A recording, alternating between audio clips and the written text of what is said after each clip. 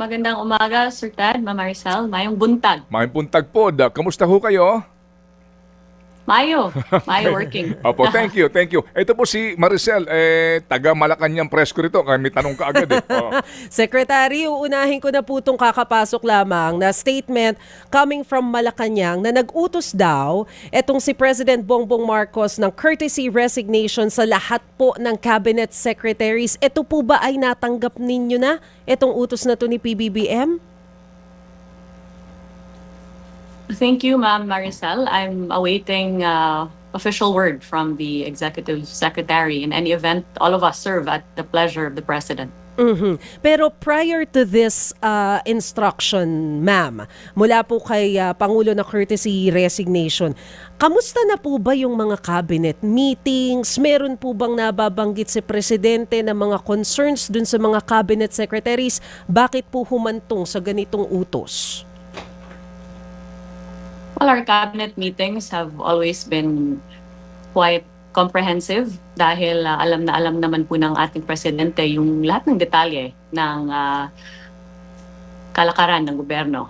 And he is very involved in every aspect of governance. On the aspect of tourism, he has been very supportive of prioritizing this, especially in terms of improving yung tourism infrastructure natin sa bansa. Dahil alam naman po natin na yung turismo ay isa talaga sa mga economic engines ng Pilipinas. And dahil nga nabigyan ng pansin yung turismo natin at improve yung ating infrastructure, nagkaroon po tayo ng diversified tourism experiences, ay napakarami na pong employed sa tourism ngayon. For the first time, we have employed no less than 9 million and upwards to 16 million Filipinos.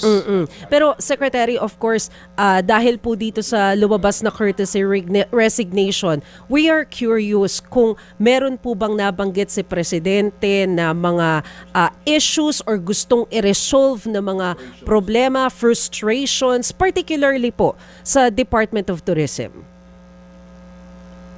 Well, what I do recall is his frustration with the budget in terms of the difference between what he had originally proposed and what eventually came out.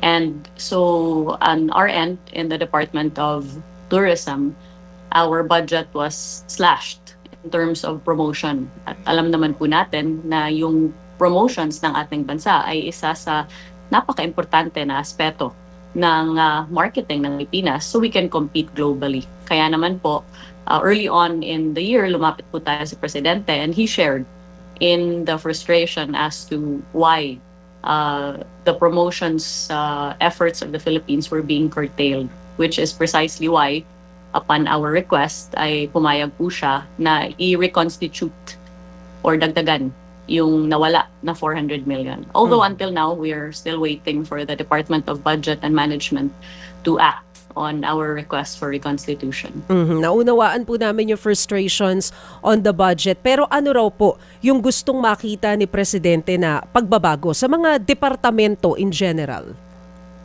Well, I can speak for the Department of Tourism in that yung ninanais talaga ng ating Presidente ay yung tinatawag natin na transformation, kung saan yung Pilipinas ay mabibigyan ng pagkakataon na makilala sa buong mundo, hindi lamang sa aspeto ng fun and adventure, kung hindi na rin po sa aspeto ng ating napakagandang kultura, yung ating heritage, mga traditions, and syempre, na makilala ng wasto yung ating mga kababayan. We are a very hospitable people and we offer unforgettable Philippine experiences.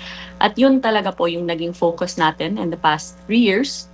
In addition to yung sinasabi niya na kailangan natin bigyan ng developmental interventions yung turismo. In other words, basic development.